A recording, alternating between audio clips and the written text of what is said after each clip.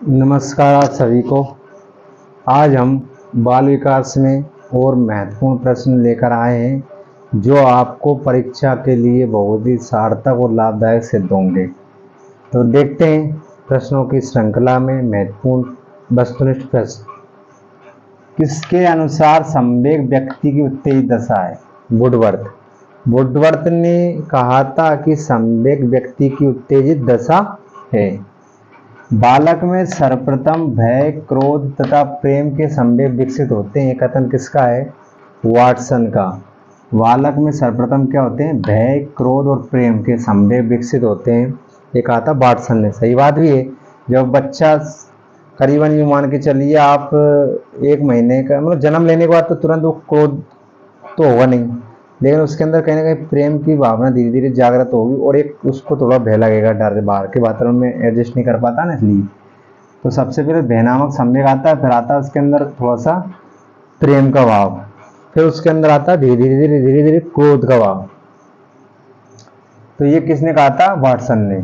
सीखने का आदर्श काल शैशवावस्था है। किसने कहा? वैलेंटाइन ने।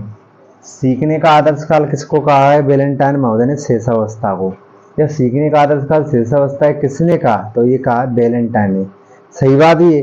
शैशवावस्था में क्या होता है, आप मतलब बच्चा धीरे धीरे सीखने का आदर्श काल प्रारंभ होता है, तो वो एक सबसे बेस्ट किसने माना? वैलेंटाइन जी ने। किसने अगला है, किसने चरित्र को आदतों का पुंज कहा है? तो बावले ने क्या कहा है? चरित्र को आदतों का पुंज।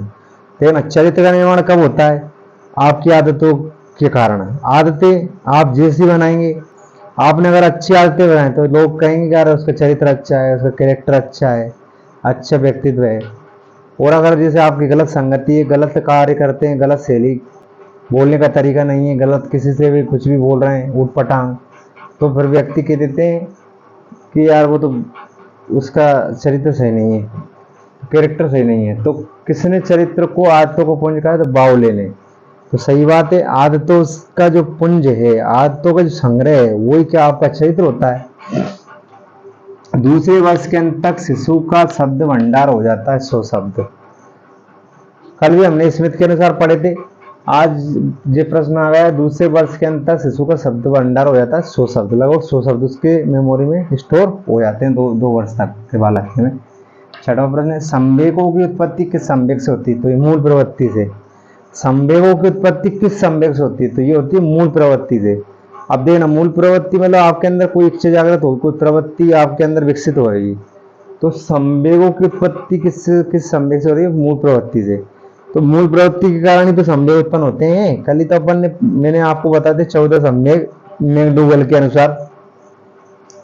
तो संवेग और मूल प्रवृत्ति उनकी बताई थी ना। तो संवेगों की उत्पत्ति किस संवेग से होती है? मूल प्रवृत्ति से।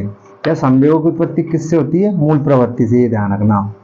मूल प्रवृत्ति अंदर आदमी के उपजेगी संवेग के कारण, और मूल प्रवृत्ति के कारण संवेग उपजेंगे। 6 से 10 वर्ष की अवस्था में बालक रुचि लेने लगता है विद्यालय में। आपको पता है बालक जब 6 वर्ष का हो जाता था तो उसको विद्यालय में अपन क्या करते हैं? प्रारंभ करना, मतलब पढ़ाई के लिए, औपचारिक शिक्षा के लिए भेजते हैं। तो ये अवस्था क्या कहलाती है? बच्चे का रुचि लेने लगता है विद्यालय में।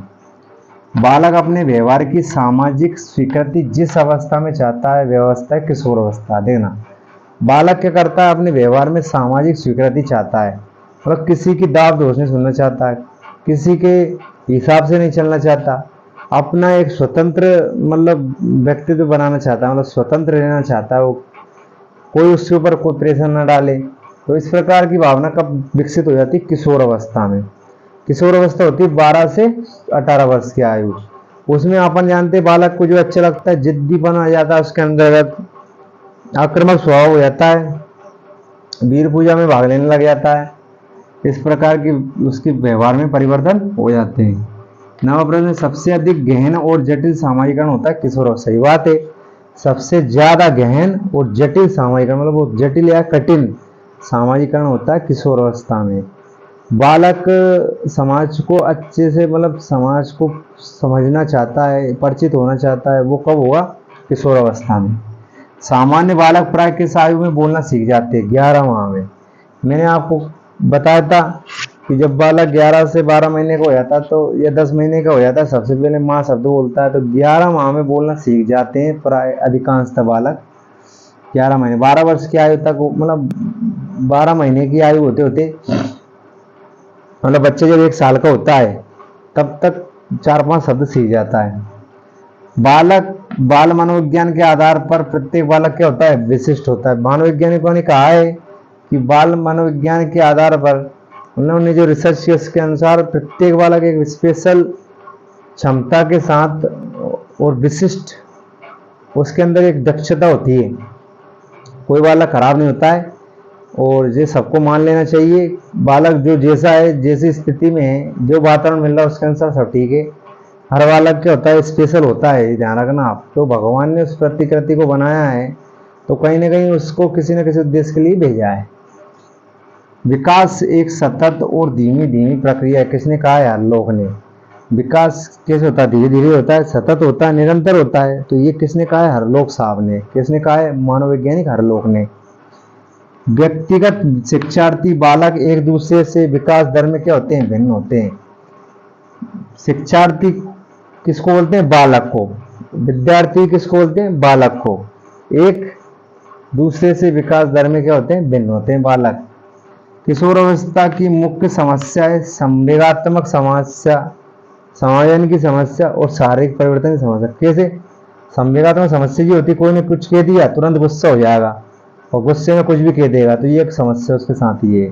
दूसरी समायोजन की, वो अपने आप को समायोजित नहीं कर पाता किसी परिस्थिति में या किसी के अनुसार किसी वातावरण में। और शारीरिक परिवर्तन ये होता है कि बच्चा की लंबाई बढ़ती चली जाती है और भी कई परिवर्तन होते हैं शरीर के अंतर्गत, तो वो उनसे परेशान होने लगता है, अगर यार ये क्या हो रहा है। तो शारीरिक परिवर्तन एक समस्या लगता है उसको उस टाइम। लेकिन वो क्या, किशोरावस्था ही व्यक्ति की जो अभिवृद्धि क्षमता है और जो विकास की दर है उसको वहां पर ले जाके परिपक्वता की ओर बढ़ती है। परिपक्वता का संबंध है विकास से। किससे, आप मैच्योर हो गए तो मतलब आपका क्या हो रहा है, विकास हो रहा है। विकास कैसा परिवर्तन है, गुणात्मक परिवर्तन है। मैंने कल ही बताया था आपको, मात्रात्मक परिवर्तन होती है अभिवृद्धि और गुणात्मक परिवर्तन होता है विकास। कोहल वर्ग के अनुसार शिक्षक बच्चों में नैतिक मूल्यों का विकास कर सकता है नैतिक मुद्दों पर आधारित चर्चाओं में शामिल करके। इनको, बालकों को। कोहल वर्ग ने कहा है शिक्षक बच्चों को नैतिक मूल्यों का विकास कर सकता है, उन किनको, बालकों को नैतिक मुद्दों की चर्चाओं आधारित चर्चाओं में शामिल करके। किस आयु काल में बालक मानसिक विकास अपने उच्चतम सीमा पर पहुंच जाता है।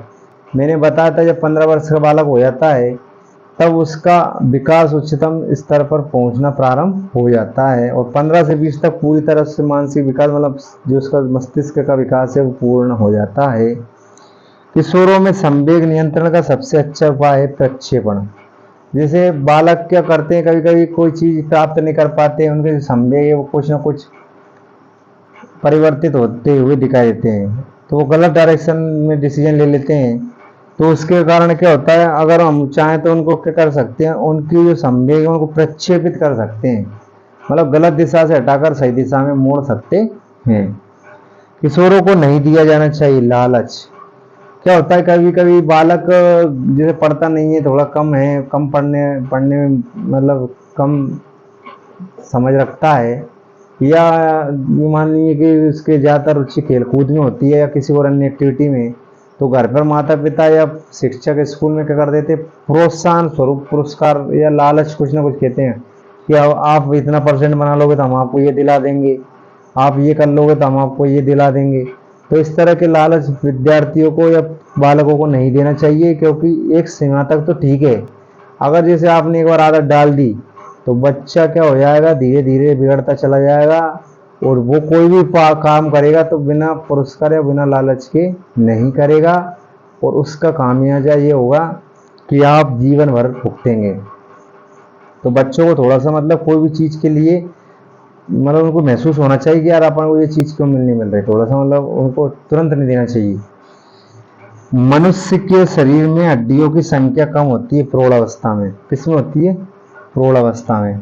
देखना सबसे ज़्यादा हड्डियाँ होती है बालक में जब जैसे जन्म लेता तब, फिर धीरे धीरे बाल्यावस्था में आता है और कम होती चले जाती, किशोरावस्था में आता है और कम हो जाएगी, प्रौढ़ावस्था में आता है तो और कम हो जाएगी युवावस्था के बाद। तो इस तरह लास्ट तक क्या हो जाती है, प्रौढ़ावस्था में आते थे हड्डियों की संख्या कम होती जाती है। तो इस प्रकार ये बाल विकास के महत्वपूर्ण प्रश्न थे जो बहुत ही लाभदायक और कारगर सिद्ध होंगे आपके लिए एग्जाम के हिसाब से। तो इन प्रश्नों को आप अच्छे से करिए ताकि आप परीक्षा में ज़्यादा से ज़्यादा स्कोर कर पाएँ शिक्षक भर्ती परीक्षाओं में। और जैसे सीटेट है, केंद्रीय विद्यालय के एग्जाम है, आर्मी स्कूल के हैं, एमपी बोर्ड के मतलब एमपी शिक्षक, एमपी टेट, एमपी वर्ग 2, वर्ग 3, वर्ग 1, राजस्थान की रीट, और उसके अलावा व्याख्याता, वरिष्ठ अध्यापक यूपी का यूपी टेट, और इसके अलावा यूपी के इंटर कॉलेज के एग्ज़ाम।